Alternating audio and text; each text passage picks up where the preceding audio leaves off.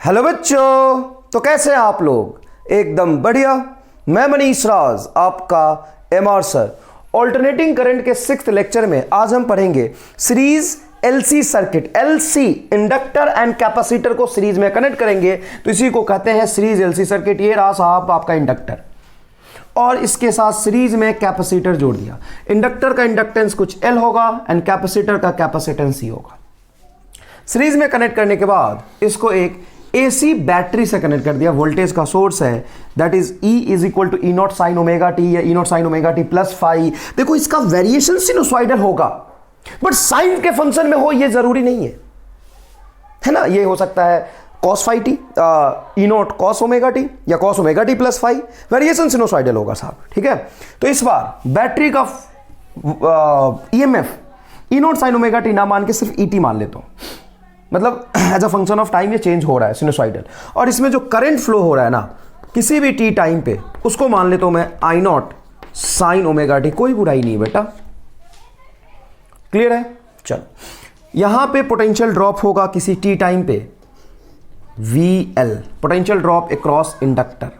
और किसी T time पे यहां पे पोटेंशियल ड्रॉप हो गया मान लो VC। तो क्या मैं लिख सकता हूं potential drop across inductor plus potential drop across capacitor at any time is equal to potential of the battery. Yes, conservation of energy तो वैलिड होगा ही ना साहब।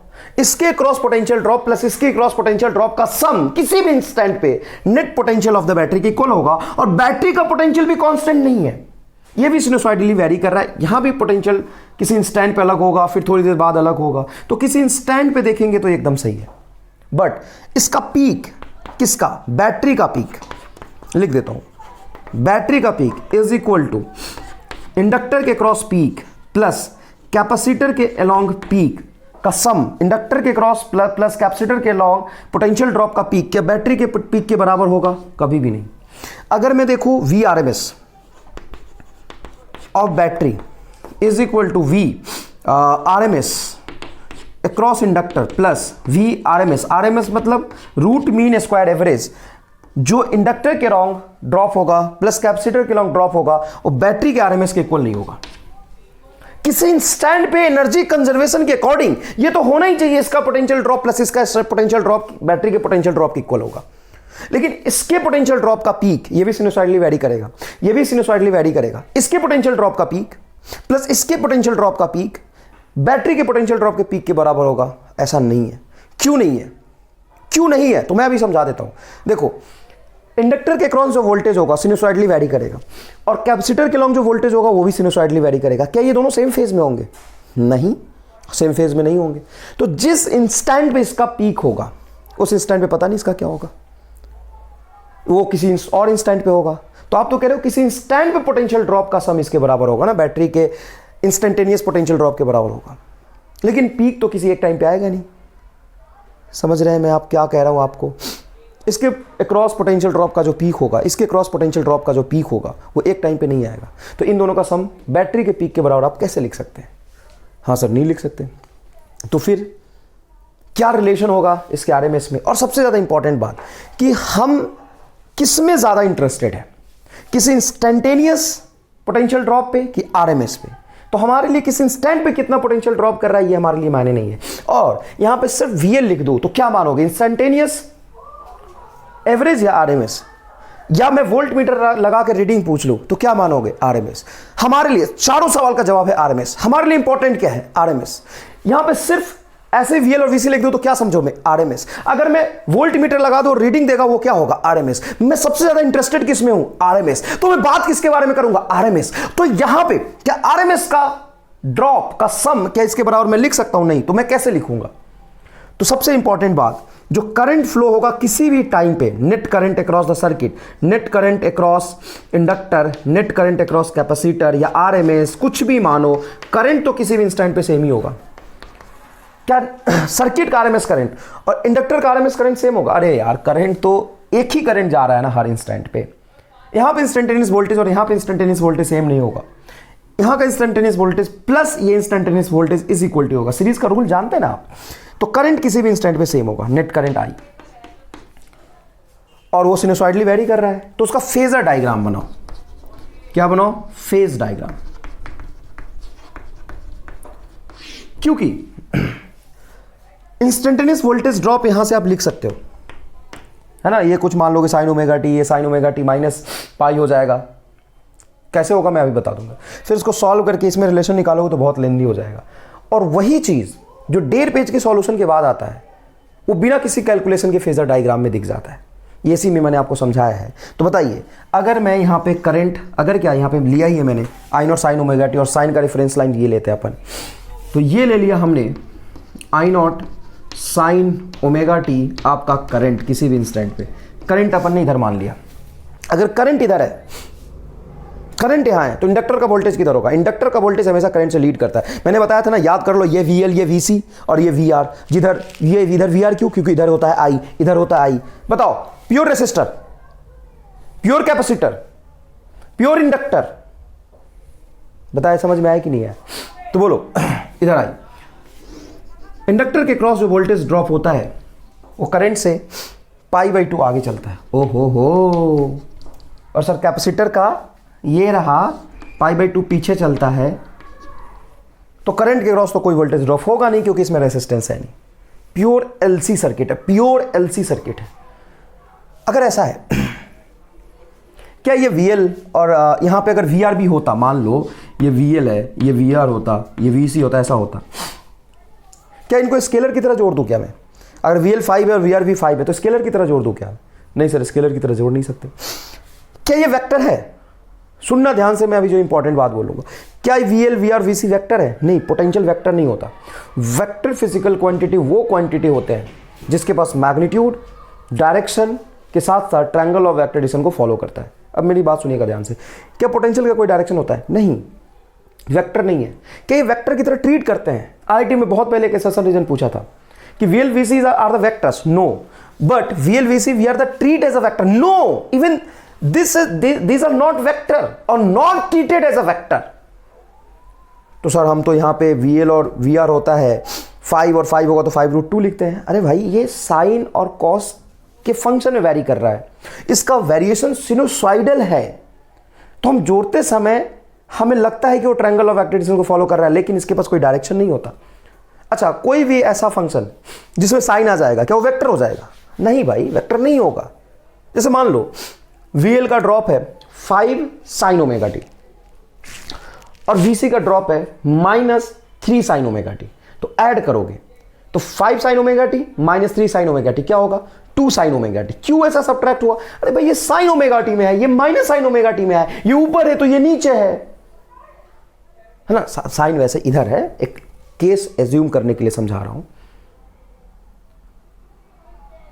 तो 5 - 3 2 हो गया। इसका मतलब ये थोड़ी नहीं कि वेक्टर हो गया, ये तो इसलिए हुआ है कि एक साइन में है तो एक माइनस साइन में है। कोई ट्रिगोनोमेट्रिक फंक्शन वेक्टर थोड़ी ना हो जाता है। तो क्या ये VL, VC, VR वेक्टर होते हैं? नहीं। क्या इसको वेक्टर की तरह ट्रीट करता है? नहीं। सिनुसॉइडल वेरिएशन, इसलिए फेज डायग्राम से इसको सॉल्व करते हैं, दैट्स इट। और कोई खास बात नहीं इसमें। सुनो अब ध्यान से।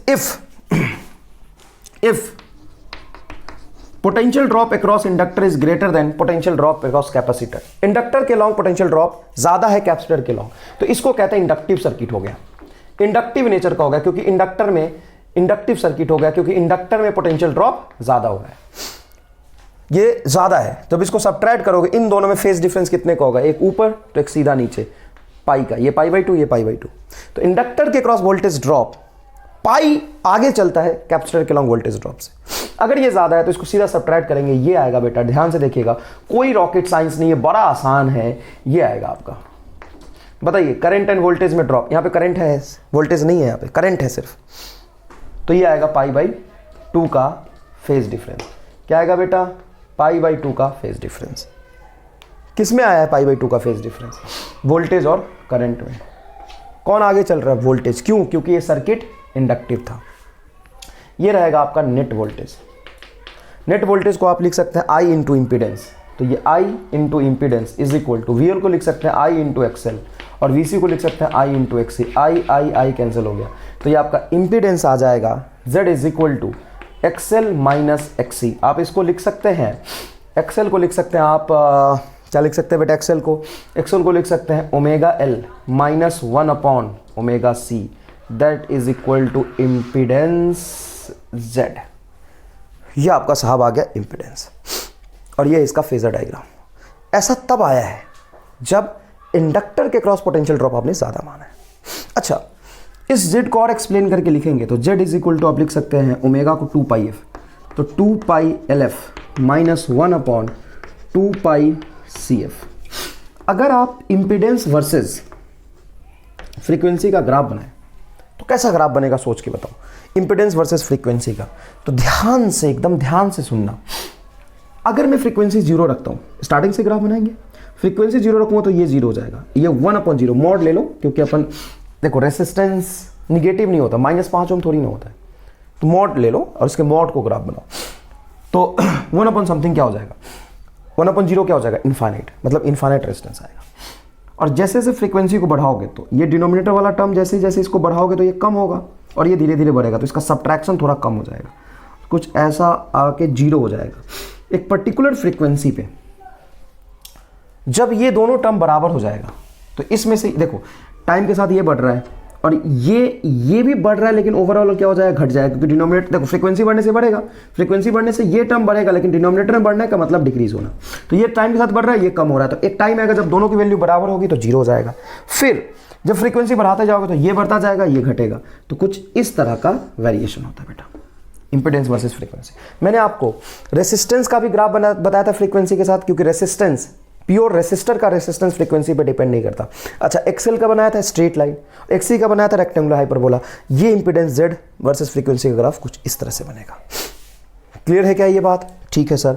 अब आगे सुनिए, अगर आपको करंट निकालना आई नॉट तो क्या लिखेंगे, ई नॉट बटा Z. I R M S क्या होगा, तो आई आर एम एस हो जाएगा बेटा ई आर एम एस बटा जेड।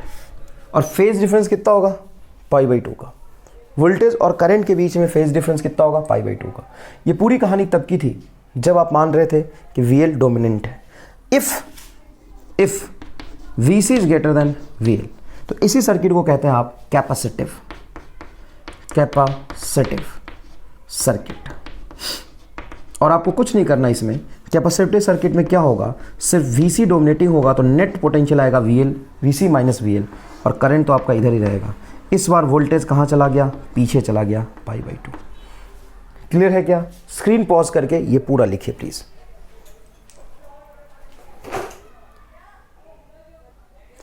नेक्स्ट क्वेश्चन देखिएगा बेटा। अभी अपने सीरीज LC सर्किट पढ़ा है, तो सीरीज LC सर्किट पे बेस्ड कुछ न्यूमेरिकल प्रॉब्लम भी देखते हैं।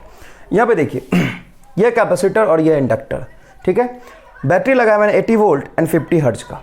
तो हमें बताना है कि इंडक्टर के लॉन्ग पोटेंशियल ड्रॉप क्या होगा।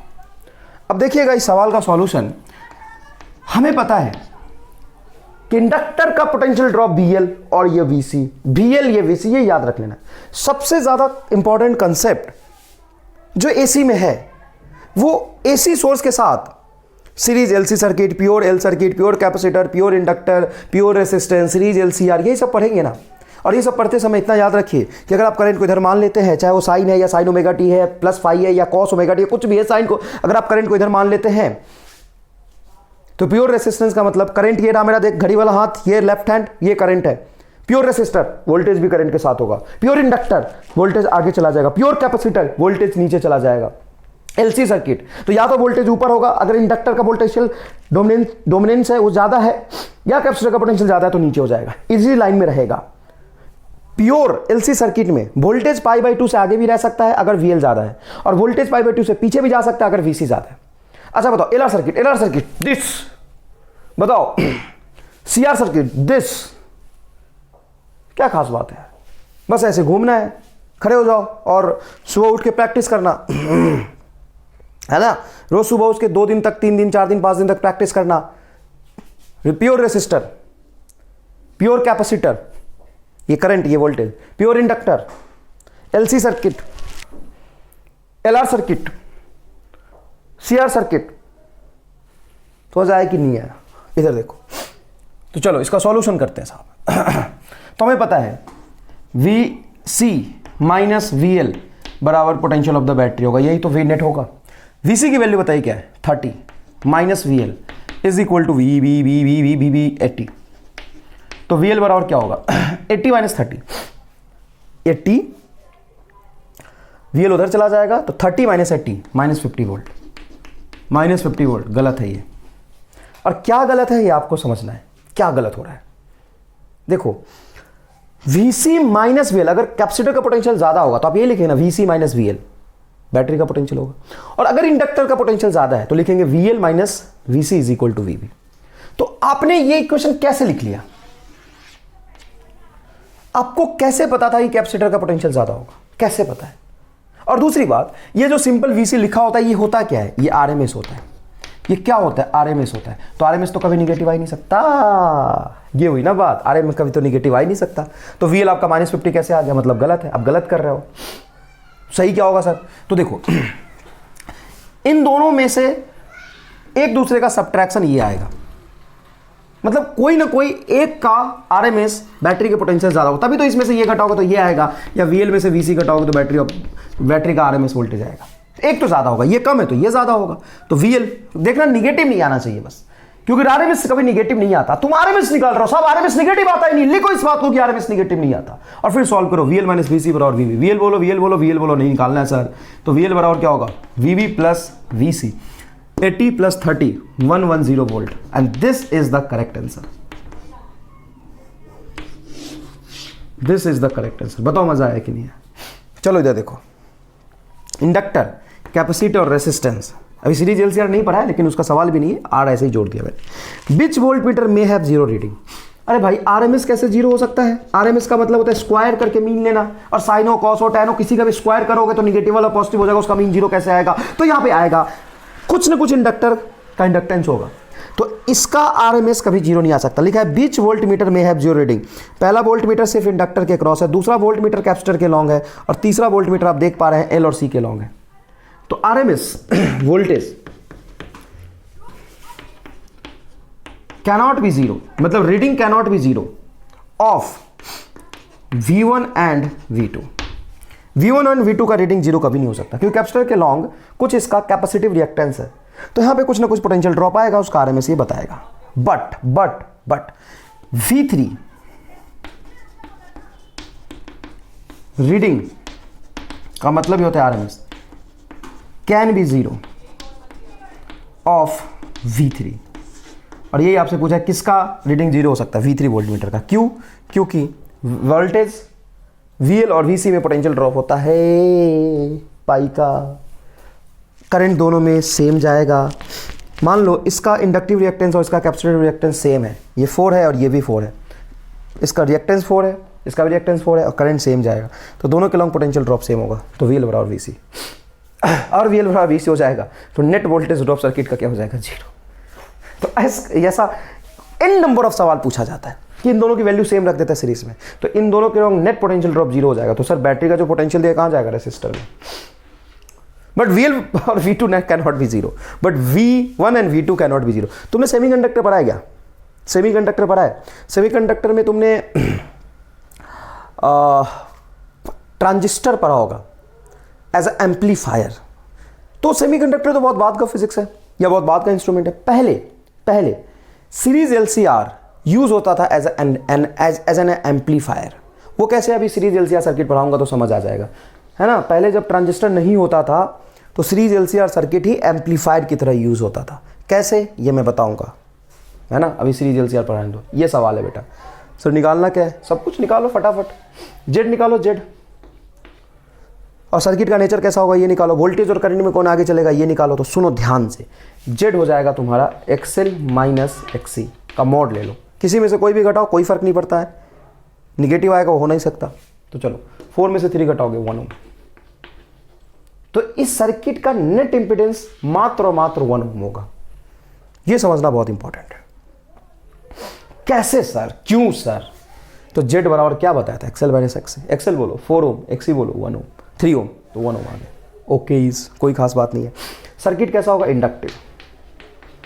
कैसे पता, तो देखो XL is greater than XC, तो सर्किट कैसा होगा, इंडक्टिव। मतलब वोल्टेज विल लीड,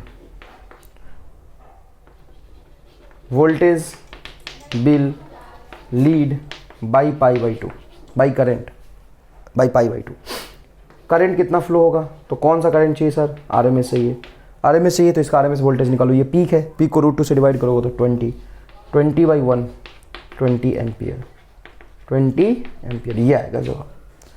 क्या आपको बहुत अच्छे से समझ आया? ये स्क्रीन पॉज करिए और ये पूरा लिखिए।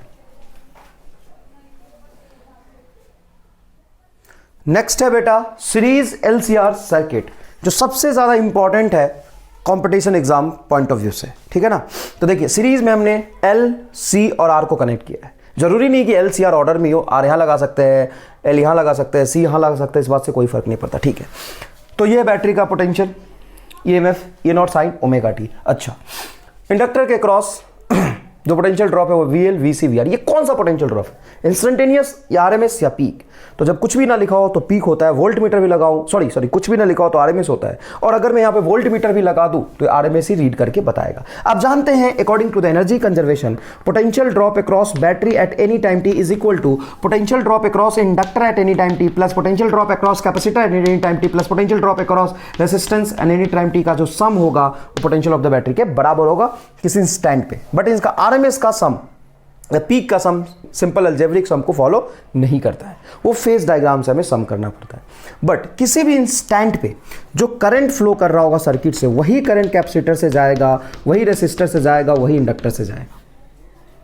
तो इनका वोल्टेज के बीच में क्या रिलेशन होगा, वो निकालने के लिए हमें फेज डायग्राम का यूज करना पड़ेगा। मैथमेटिकली हमें जाना ही नहीं, सिलेबस में नहीं है मैथमेटिकल कैलकुलेशन। तो चलिए साहब देखिए, मान लीजिए यहां पे करंट है। अब करंट का इक्वेशन हमें नहीं पता, बट जो भी होगा साइन ओमेगा टी -5 होगा या +5 होगा, कुछ भी होगा, हम इधर मान लेते हैं ये मेरा करंट है। अगर ये मेरा करंट है तो किसके थ्रू पास होने वाला करंट है, कैपेसिटर के लॉन्ग, इंडक्टर के लॉन्ग या रेसिस्टर के लॉन्ग? तो ये नेट करंट है, यही कैपेसिटर से जा रहा है, ये इंडक्टर से जा रहा है, यही सर्किट से जा रहा है, ये रेसिस्टर से जा रहा है।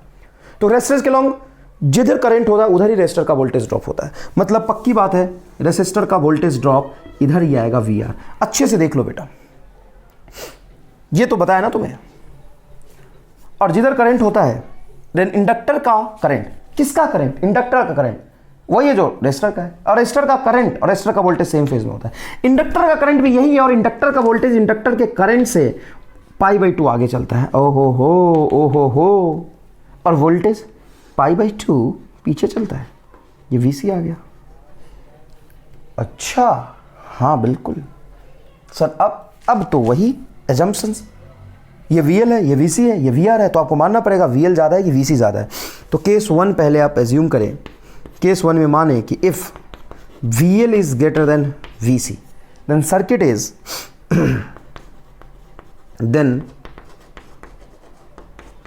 Is inductive and voltage will lead.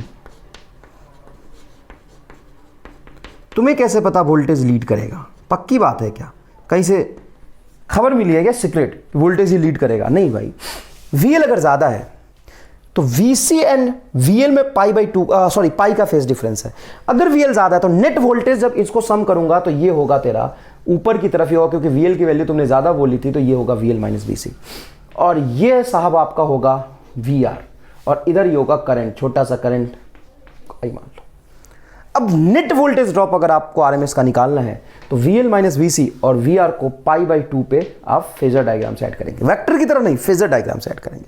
तो नेट वोल्टेज क्या होगा? नेट वोल्टेज होगा इसका V नेट, अरे वही जो बैटरी का RMS है, इज इक्वल टू बोलो VR का whole square plus VL - VC का होल स्क्वायर, ये आएगा साहब। और ध्यान से देखें तो यही आपका नेट वोल्टेज और ये करंट है, ये आ जाएगा आपका फेज डिफरेंस φ। नेट वोल्टेज एक बार और लिखो, बैटरी का नेट वोल्टेज मतलब बैटरी के क्रॉस जो आपका नेट वोल्टेज आएगा वही तो इन तीनों का सम आएगा। तो बोलो V net is equal to क्या है? अच्छे से देखो, VR का whole square plus VL - VC का होल स्क्वायर। होल स्क्वायर लिख रहे हो तो VC - VL लिखो या VL - VC लिखो, कोई फर्क नहीं पड़ता है। क्लियर है? और VL ज्यादा डोमिनेटिंग होगा तो VL - VC लिखो, और VC डोमिनेटिंग होता तो VC - VL लिखते, कोई खास बात नहीं इसमें। अब देखो यहाँ पे इसको I × Z लिख सकता हूँ, इसको I × R लिख सकता हूँ, इसको I × XL, इसको I × XC लिखूंगा तो I से I कैंसिल होगा। तो सिंपल यहाँ पे सर्किट का impedance Z is equal to आएगा आर का whole square plus XL minus XC का होल स्क्वायर और ये रूट। अगर मैं ढंग से देखूं तो ये आपको नहीं दिख रहा ट्रायंगल लॉ ऑफ वेक्टराइजेशन की तरह ऐड हो रहा है, तो यहां पे इंपीडेंस ट्रायंगल भी बना सकता हूं जिस तरीके से वोल्टेज ट्रायंगल बना है, इंपीडेंस ट्रायंगल। और ये नाम ही अलग है, बस बात सेम यही है। वी आर को मैं लिख सकता हूं आई इंटू आर, तो ये हो गया तुम्हारा आर, ठीक है ना, और ये हो गया तुम्हारा आई इंटू एक्सी, एक्सएल एक्सी, तो एक्सएल माइनस एक्सी। अरे वही बात है, करंट को हटा दिया बस, और ये हो जाएगा तेरा net impedance Z, Z into I, ये तेरा वी नेट वोल्टेज था, ये हो गया तेरा फेज डिफरेंस फाई। यहां से अगर मैं लिखूं tan फाई, क्या लिखूं बेटा, tan फाई, तो tan फाई हो जाएगा परपेंडिकुलर अपॉन बेस। तो बेटा ये VL माइनस VC को यहां लगा दो तो तुम्हें नहीं बनता, ये ट्रायंगल बन जाएगा, ये रहेगा VL माइनस, अरे भाई इन दोनों का सम है ये, तो इसको उठा के यहां रखोगे तो ट्रायंगल ऑफ वेक्टरनेस ये VR, ये VL माइनस VC और ये नेट वोल्टेज, तो tan phi is equal to हो जाएगा तेरा VL minus VC by VR। और VR को लिख सकता हूं मैं IR, और इसको लिख सकता हूं IXL, इसको लिख सकता हूं IXC, I कैंसिल हो जाएगा, तो क्या बचेगा यहां से बचेगा XL माइनस XC बटा R। और ये भी देख सकते हो direct, phi is equal to क्या होगा, ये आपका XL माइनस XC हो गया बटा R हो गया, ये tan फाई हो गया। अच्छा अगर cos फाई लिखना हो तो क्या लिखेंगे, फेज डिफरेंस निकालना है तो tan फाई से भी निकाल सकते हो, cos फाई से भी निकाल सकते हो, phi is a phase difference. बताओ cos phi is equal to क्या हो जाएगा, cos phi is equal to हो जाएगा बेटा बेस अपॉन हाइपोटेन्यूज, बेस तुम्हारा R, हाइपोटेन्यूज Z। यहाँ पे देखो base VR, hypotenuse B net, V net को IZ लिख सकते हो, इसको I इंटू R लिख सकते हो।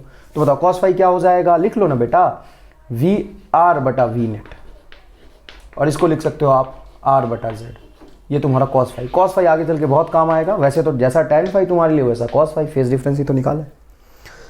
चलो साहब, लीड कौन कर रहा है, वोल्टेज, क्यों, क्योंकि पहले तूने माना था VL is greater than VC, हो सकता है VC ज़्यादा होगा तो वोल्टेज नीचे चला जाएगा, ठीक है ना, और ये आपका आ गया फेज डिफरेंस। अब यहाँ पे अगर आपको पीक करंट लिखना है तो क्या करेंगे, पीक वोल्टेज E नॉट बटा Z। अच्छा अगर करंट लिखना हो तो क्या लिखेंगे, I is equal to I not होता है ना, तो I नॉट की value E not by Z sine omega t. क्या मैंने सही लिखा है, नहीं, हाँ ये करंट तो सही निकाला है, लेकिन इसमें क्या गलती हो गया, देखो वोल्टेज को मैंने माना E not sine omega T, और ये तुम्हारा नेट वोल्टेज इधर है साइन ओमेगा टी, और इससे 5 पीछे चला गया, देखो ना क्लॉकवाइज मतलब पीछे, तो असल में करंट का इक्वेशन बनेगा I is equal to E not by Z, असल में I नॉट है बस, sine omega T minus 5।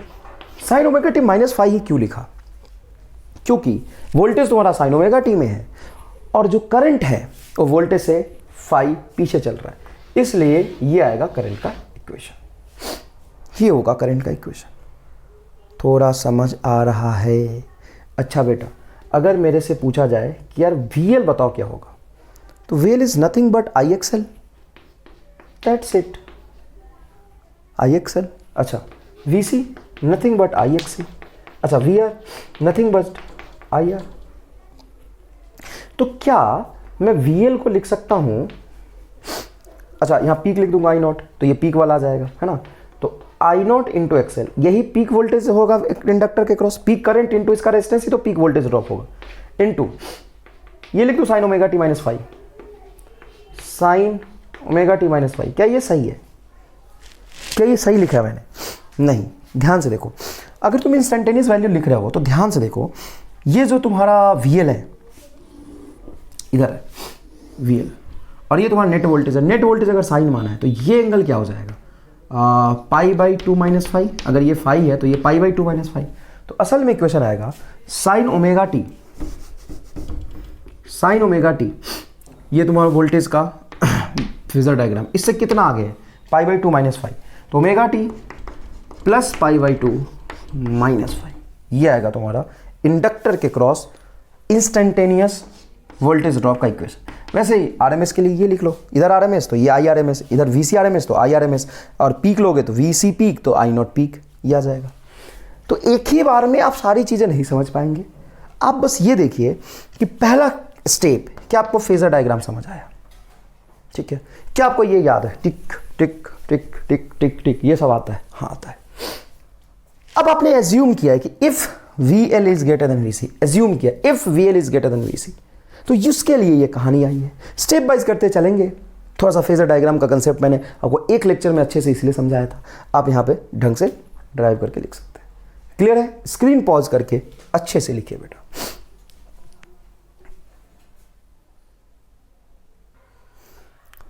Next देखिए बेटा, इंपीडेंस वर्सेस फ्रीक्वेंसी का ग्राफ कैसा बनेगा। तो ध्यान से देखिएगा, अगर मैं सिर्फ रेसिस्टेंस वर्सेस फ्रीक्वेंसी का ग्राफ देखूं तो स्ट्रेट लाइन बनेगा। रेसिस्टेंस फ्रीक्वेंसी पे डिपेंड करता ही नहीं। अच्छा, अगर मैं एक्सेल का ग्राफ देखूं तो एक्सेल स्ट्रेट लाइन होता है, आपको याद है ये। XL is equal to omega L, XL is equal to 2πfl, frequency का डायरेक्टली प्रोपोर्शनल होता है एक्सेल। और अगर मैं एक्सी की बात करूं तो रेक्टेंगुलर हाइपरबोला बनेगा, ये होगा आपका एक्सी। बट इंपीडेंस पे तो तीनों का सम है। इंपीडेंस क्या है बेटा? R² plus XL minus XC का whole square.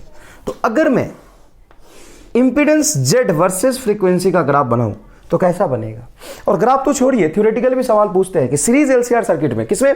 Series LCR circuit में अगर मैं फ्रीक्वेंसी को इंक्रीज करता हूं, सीरीज LCR सर्किट में अगर मैं फ्रीक्वेंसी को इंक्रीज करता हूं तो इंपीडेंस का वेरिएशन कैसा होगा? तो फ्रीक्वेंसी बढ़ाने से इंपीडेंस कैसा होगा ये हमें निकालना है। अब कैसे निकालना है? तो इंडिविजुअल ग्राफ दे दिया मैंने, इक्वेशन भी Z का है R एक्सेल XC के टर्म्स में। कैसा बनेगा ग्राफ? तो ध्यान से सुनो, ये कांस्टेंट होगा for the increasing with the frequency. मतलब चाहे एक्सेल बराबर एक्स हो जाए, ये 0 हो जाए, कुछ भी हो जाए, लेकिन R के बराबर तो रहेगा ही। तो Z मिनिमम पॉसिबल जो होगा ना, मिनिमम इंपीडेंस, वो R तो होगा ही। अरे भाई सुनो, जैसे जैसे फ्रीक्वेंसी को बढ़ाओगे एक्सेल बढ़ेगा फ्रॉम 0 और XC घटेगा फ्रॉम इन्फिनिटी से, XC घटेगा फ्रॉम इन्फिनिटी। अच्छा, इसको आप ऐसे भी लिख सकते हो, क्योंकि होल स्क्वायर हो रहा है तो सब्ट्रैक्शन में किसी को आगे रखो किसी को पीछे रखो, कोई फर्क नहीं पड़ता है। XC माइनस एक्सेल रख लो, कोई फर्क नहीं पड़ रहा। तो टाइम के साथ इसकी वैल्यू कम होगा और ये बढ़ेगा। अब ध्यान से सुनो, चलो फ्रीक्वेंसी 0 रखता हूँ, तो जैसे मैं फ्रीक्वेंसी 0 रखूंगा तो R तो आएगा ही। XC की वैल्यू क्या होगा? इन्फिनिटी, इनफाइनाइट, और ये 0। तो इन्फिनिटी का होल स्क्वायर इनफाइनाइट, इनफाइनाइट में छोटा जोड़ोगे कोई फर्क नहीं पड़ता है, मतलब Z इनफाइनाइट होगा। बताओ समझ आया कि नहीं है? अब जैसे जैसे फ्रीक्वेंसी बढ़ाओगे ये टर्म घटेगा और ये एक्सपोनेंशियली घटता हुआ आएगा, एक्सपोनेंशियली घटता हुआ आएगा, लेकिन ये धीरे धीरे बढ़ेगा। तो इसके बढ़ने से कोई खास फर्क नहीं पड़ेगा, लेकिन ये बहुत कम हो जाएगा। बहुत कम का होल स्क्वायर कुछ होगा और R का होल स्क्वायर, मतलब इसका वेरिएशन कुछ इस तरह का होगा, ऐसा होगा। ठीक है ना? और ये घटते घटते और ये बढ़ते बढ़ते एक बराबर हो जाएगा, तो इस इंस्टेंट पे एक्सेल XC माइनस एक्सेल 0, तो Z is equal to root under R², मतलब Z is equal to R। कब होगा ऐसा? कब होगा ऐसा? When XC is equal to XL. अब फ्रीक्वेंसी को और बढ़ाओगे, यहां पे Z मिनिमम होगा और वो कितना होगा? R के बराबर। अब फिर धीरे धीरे बढ़ाओगे, XC घटता जाएगा और ये इतना घट जाएगा कि इसके अब होने और ना होने से कोई फर्क नहीं पड़ेगा, ये इसको बढ़ाता चला जाएगा। देखो स्ट्रेट लाइन ऐसे, और प्लस ये R ऐड होगा, तो कुछ ऐसा ग्राफ बनता है। अब ध्यान से देखना, ये ग्राफ सिमेट्रिक नहीं है। पहले ये थोड़ा शार्प होता है और फिर ये धीरे धीरे धीरे धीरे धीरे धीरे बढ़ता है। This graph is not a symmetric. इस पॉइंट के अबाउट दोनों तरफ सिमेट्रिक नहीं है, इसको कुछ रेजोनेंस फ्रीक्वेंसी कहते हैं F0। ये रेजोनेंस फ्रीक्वेंसी कैसे निकालते हैं? तो XC की वैल्यू क्या होती है? 1/2πfc, और ये क्या होता है? 2πfl। तो ये F ऊपर चला जाएगा, तो F² इज इक्वल टू आएगा 1/4π²LC। स्क्वायर उधर ले जाओगे तो यही है तुम्हारा, जिस पे एक्सेल और XC बराबर हो जाएगा, इसको F0 बोल देते हैं अपन। तो F0 इज इक्वल टू आएगा 1/2π रूट के बाहर इंटू रूट अंडर LC। ये पर्टिकुलर फ्रीक्वेंसी, इस फ्रीक्वेंसी के दोनों तरफ ग्राफ सिमेट्रिक नहीं होता है, और ये मैथमेटिकली ड्राइव करके आपको नहीं पढ़ना, रफली मैंने समझाया इस तरीके से ग्राफ बनता है। ठीक है ना? तो बताओ, with increase in frequency, with increase in frequency, with increase in frequency, जैसे जैसे आप फ्रीक्वेंसी को बढ़ाते चलोगे Z will decrease।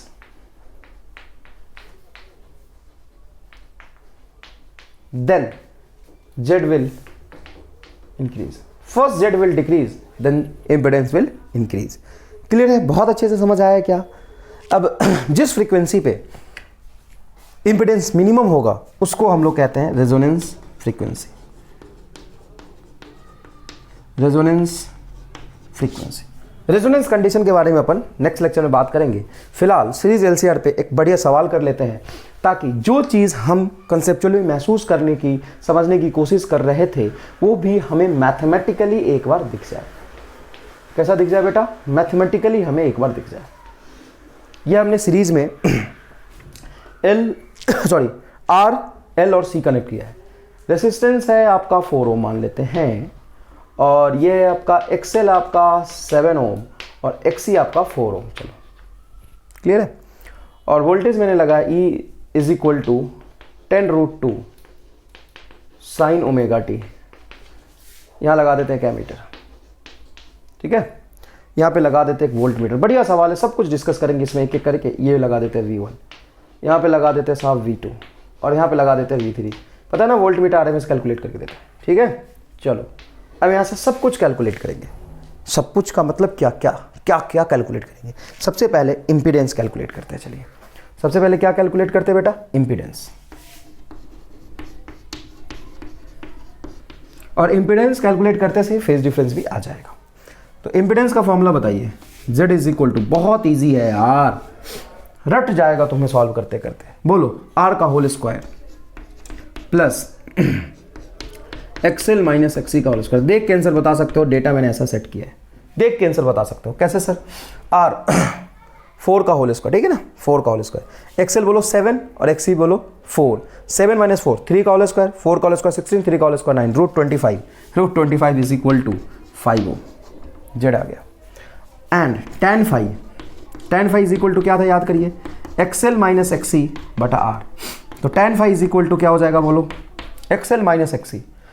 7 माइनस 4 3 बटा 4, 3 बटा 4. Hence phi is equal to 37 degree. Circuit कैसा होगा? तो डोमिनेटिंग कौन है? एक्सएल. एक्सएल अगर ज्यादा है, करंट तो सेम जाएगा. एक्सएल ज्यादा है तो वीएल ज्यादा होगा. Inductive in nature, inductive circuit होगा. इंडक्टिव सर्किट होगा. Voltage will lead. सारी कहानी देखो एकदम सीक्वेंस में आ जाएगा. पहले जब अपन ड्राइव कर रहे थे, फेजर डायग्राम से जब पढ़ रहे थे तो थोड़ा सा विजुअलाइजेशन में प्रॉब्लम आया होगा, और जब सॉल्व कर रहे तो देखो फटाफट होता जा रहा है. बताओ क्या होगा? Voltage will lead. क्यों वोल्टेज लीड? क्योंकि एक्सएल ज्यादा है. एक्सएल ज्यादा तो वीएल ज्यादा होगा. वीएल ज्यादा है, वीसी कम है, तो वोल्टेज ऊपर. ये आपका वीएल माइनस वीसी, ये आपका वीआर. नेट वोल्टेज इधर, करंट इधर, मतलब जितना वोल्टेज होगा करंट उससे पीछे चलेगा. कितना पीछे चलेगा? ये रहा साहब 37 डिग्री. बताओ मजा आया कि नहीं आया? सब कुछ दिख रहा है आपके सामने. 37 डिग्री पीछे चलेगा. पीक करंट तो बताओ पहले. Peak current, peak current, peak current, peak voltage 10√2. Peak voltage 10√2 बटा इंपिडेंस इज 5. बताओ क्या होगा? 2√2. IRMS 2 ampere. करंट का सर इक्वेशन बताओ. करंट का इक्वेशन चाहिए आपको. देखिए I is equal to current पीछे चलेगा 37 डिग्री और वोल्टेज है 10√2. आई पी करंट पीक है 2√2 sine omega T minus 37 degree. लो मजे करो एकदम. आगे इसके क्रॉस वोल्टेज, रेसिस्टेंस के लॉन्ग वोल्टेज. क्या होगा रेसिस्टेंस के लॉन्ग वोल्टेज? आरएमएस रेसिस्टेंस के लॉन्ग वोल्टेज ड्रॉप का आरएमएस वैल्यू. तो I R M S into R. I R M S is 2, R is 4, 8 volt. अच्छा, इंडक्टर के क्रॉस क्या होगा भाई? इंडक्टर के क्रॉस 7 मल्टीप्लाई 2, 14 वोल्ट. इतना आसान होगा क्या तुमने इमेजिन किया था ये बात? इतना आसान होगा साले. 20 चीजें तो मैंने निकाल दी इसमें. 20 से ज्यादा चीजें तो मैंने निकाल दिया इसमें. बताओ V1 V2 V3 कैपेसिटर के लॉन्ग तो क्या होगा? 4 मल्टीप्लाई 2, 8 वोल्ट. ठीक है क्या? चलो अच्छा, अगर मैं एक वोल्ट मीटर ऐसा लगा दूं जो रेसिस्टर, चलो इंडक्टर और कैपेसिटर के बीच में हो। मैं यहां पे लिख रहा हूं volt meter between L and C, उसका रीडिंग क्या होगा? 6 वोल्ट। और ये समझ आया तो मजा आया, सब कुछ समझ आया, स्क्रीन पॉज करके लिख लो, नहीं समझाऊंगा।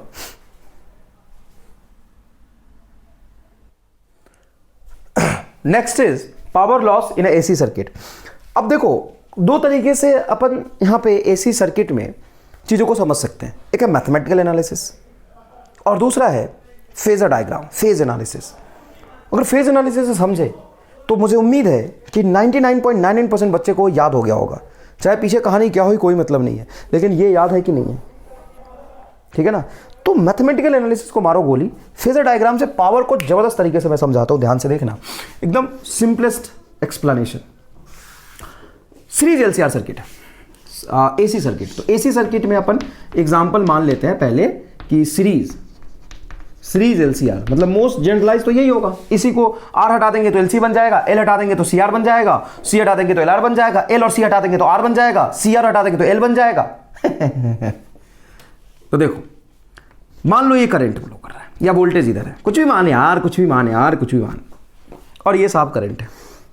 सीरीज एलसीआर सर्किट में यही था ना, करंट और वोल्टेज के बीच में फाई का फेज डिफरेंस था। Phi cannot be pi by two, phi cannot be pi by two in a series LCR, तीनों प्रेजेंट है तो phase difference pi by two नहीं हो सकता। क्यों? ये वीएल ये वीआर, अब इन दोनों का सम कहीं ना कहीं इस लाइन में होगा और वीआर इधर, इन दोनों का सम कहीं नहीं इधर होगा। तो इधर करंट और इधर वोल्टेज, तो पाई बाई टू जा ही नहीं सकता। ओके, तो सीरीज एलसीआर में फेज डिफरेंस अपन मान लेते हैं कि कुछ फाई है, ठीक है सर। अब सुनो, करंट का दो कंपोनेंट होगा, एक करंट का ये कंपोनेंट होगा वोल्टेज के लॉन्ग और एक होगा वोल्टेज के परपेंडिकुलर, ठीक है। करंट का ये कंपोनेंट होगा आई कॉस फाई, बिल्कुल सही है, और ये होगा आई साइन फाई। ये जो करंट का कंपोनेंट है ये वोल्टेज से पाई बाई टू आगे चल रहा है, मतलब ये साइन तो ये कॉस तो ये साइन। जब वोल्टेज मैक्सिमम होगा तो ये करंट जीरो होगा, मतलब वोल्टेज मैक्सिमम है तो ये करंट जीरो है, करंट जीरो है। और जब ये करंट मैक्सिमम है तो वोल्टेज जीरो है, मतलब पावर ड्रॉप तो इसकी वजह से कभी हो ही नहीं पाएगा। और एवरेज भी लोगे तो ये साइन फाई और ये cos phi, sine phi into cos phi के एवरेज लोगे तो जीरो हो जाए, क्योंकि पाई बाई टू का फेज डिफरेंस है साहब। इसीलिए वो करंट जो वोल्टेज के परपेंडिकुलर होता है इसको कहते हैं, देखना, वोल्टलेस, बड़ा बढ़िया नाम है, wattless current. Current which is perpendicular to the voltage. और कौन सा करंट वोल्टेज के परपेंडिकुलर होगा ये पता करने के लिए हमें क्या चाहिए? करंट की वैल्यू और phase difference between voltage and current. और फेज डिफरेंस हमें निकालना आता है, कैसे सर? फेज डिफरेंस ये रहा, कॉस फाई, कॉस फाई से निकाल सकते हो, टैन फाई से निकाल सकते हो, अरे फाई तो निकालना है, अरे Ramlal, tan phi is equal to V L minus V C बटा आता है। तो देखो इधर सर, ये वाला करंट को क्या नाम दोगे? वॉटफुल करंट, वॉटफुल करंट। और सर ये वाला करंट वॉटलेस करंट। इसकी वजह से वोल्टेज ड्रॉप होगा ही नहीं, पावर लॉस होगा नहीं, इसकी वजह से पावर लॉस होगा। तो बताओ एवरेज पावर लॉस का फॉर्मूला क्या होगा? एवरेज पावर लॉस का फॉर्मूला होगा, अच्छा आप पता ना ये इंस्टेंटेनियस नहीं है, और जो मेन पावर लॉस कराता है वो कौन कराता है? आरएमएस। तो एवरेज पावर लॉस का फॉर्मूला होगा, एवरेज लगा दो या ऐसा साइन लगा दो, I R M S into V R M S into cos phi. इस कॉस फाई को क्या नाम दूं? इस कॉस फाई को क्या नाम दूं? Power factor. पावर फैक्टर काहे भाई? काहे? ये काहे होगा पावर फैक्टर? तो देखिए ध्यान से, ये पावर फैक्टर इसलिए होगा, इसीलिए होगा क्योंकि फाई ही तो वो मल्टीप्लायर है जो डिसाइड करेगा कि पावर लॉस कितना हो पाएगा। मान लो फाई जीरो हो गया तो पावर लॉस मैक्सिमम होगा। देखो सारा का सारा करंट इधर ही आ गया, फाई जीरो मतलब करंट इधर ही आ गया। अच्छा फाई पाई बाई टू हो गया मतलब पूरा का पूरा करंट वॉटलेस करंट हो जाएगा अगर फाई पाई बाई टू हो गया। तो यही तो फैक्टर है जो डिसाइड कर रहा है कि पावर लॉस असल में कितना होता है, इसलिए इसको नाम दिया हमने पावर फैक्टर। और यही चीज ड्राइव कर सकते हैं आप मैथमेटिकली भी। आई को ले ले आप I naught sine omega T, और वी को ले ले आप V naught sine omega T plus phi. फिर दोनों को मल्टीप्लाई कर दे क्योंकि पावर इज इक्वल टू होगा आई वी, फिर ये सॉल्व करके आ जाएगा, क्या आएगा, ये आएगा। सॉल्व करके 4 लाइन का कैलकुलेशन है, यही आ जाएगा। तो हमारे लिए इंपॉर्टेंट था कि हमें एक ही झटके में वॉटफुल करंट, वॉटलेस करंट का कंसेप्ट समझ आए और पावर लॉस का जनरलाइज फॉर्मूला समझ में आए। ये देखो, V average is equal to I R M S V R M S into cos phi. Cos phi कैसे निकालेंगे, तो कॉस फाई का भी तरीका है, ये रहा कॉस फाई। कॉस फाई आप निकाल के बताया था मैंने, R by Z base upon hypotenuse, ये क्या होगा, आर बाई जेड। तो एवरेज पावर का फॉर्मूला क्या बनेगा साहब, एवरेज पावर का फॉर्मूला बनेगा, और ये याद रखिएगा ये आर एम एस होता है बेटा। क्या होता है साहब, ये आर एम एस। तो I R M S V R M S into cos phi. Cos phi को क्या लिख सकते हैं, लिख ले भाई, जो मर्जी है, आर बाई जेड लिख ले, ये लिख सकते हैं। ठीक है, अब चलते हैं और धीरे धीरे एक एक करके बात करते हैं। प्योर रेसिस्टिव सर्किट, हालांकि प्योर रेसिस्टिव सर्किट में पावर मैंने समझाया था। प्योर रेसिस्टिव सर्किट मतलब ओनली आर। प्योर रेसिस्टिव का मतलब क्या हो गया, only resistance is connected. Okay, if only resistance is connected, तो आप देखिएगा यहां पे एवरेज पावर लॉस हो जाएगा। पावर फैक्टर की वैल्यू क्या होगी, कॉस फाई। सिर्फ आर है तो जेड बराबर भी आर, और आपको ये बात भी पता है कि सिर्फ रेसिस्टर होगा तो कॉस फाई की वैल्यू होगा 1, क्योंकि फाई हो जाता है 0। अब ये समझना, वो कभी कभी फेज डिफरेंस पूछ लेगा 0 और पावर फैक्टर पूछ लेगा 1। फर्क है ना बेटा, फाई 0 तो कॉस 0 क्या हो जाता है 1। तो याद रखिएगा, फाई को क्या बोलते हैं, पावर फैक्टर, और सॉरी कॉस फाई को क्या बोलते हैं, पावर फैक्टर, फाई को क्या बोलते हैं, फेज डिफरेंस। तो प्योर रेसिस्टिव सर्किट में फेज डिफरेंस क्या होगा, 0, पावर फैक्टर क्या होगा, 1। एवरेज पावर क्या होगा, I R M S into V R M S, that's it, pure resistive. अच्छा, नेक्स्ट चलिए, प्योर कैपेसिटिव।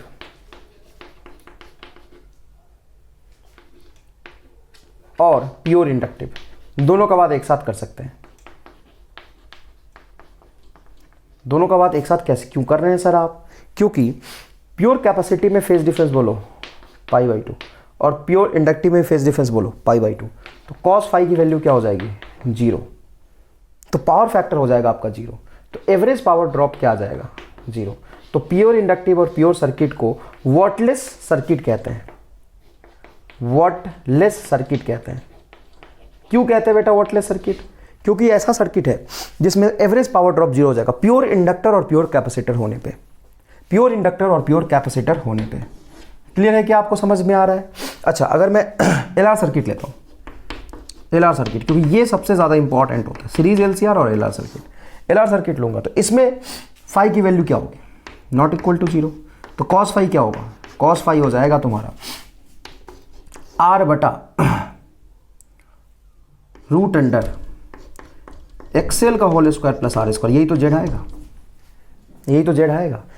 तो पावर ड्रॉप क्या हो जाएगा, ये हो जाएगा I R M S into V R M S into R बटा रूट अंडर एक्सएल का whole square plus R square, ये आएगा आपका रिकॉर्ड आंसर। अरे कॉस फाई भाई, तो कॉस फाई आप निकाल सकते हो ना, बेस अपॉन हाइपोटेन्यूज, बिल्कुल सही है, बेस अपॉन हाइपोटेन्यूज। क्लियर है, इसमें बेस्ट न्यूमेरिकल क्वेश्चन। और सीरीज एलसीआर में resonance factor, resonance condition and quality factor के बारे में नेक्स्ट लेक्चर में समझेंगे। पावर ड्रॉप के सारे questions, series LR, series LC, series RC, series LCR, pure inductor, pure resistor, सारे केस में कॉस फाई फिर से निकालेंगे, अपन कंपेयर करेंगे, और सीरीज एलसीआर में रेजोनेंस कंडीशन, क्वालिटी फैक्टर पढ़ेंगे। क्लियर है, स्क्रीन पॉज करके ये लिखिए।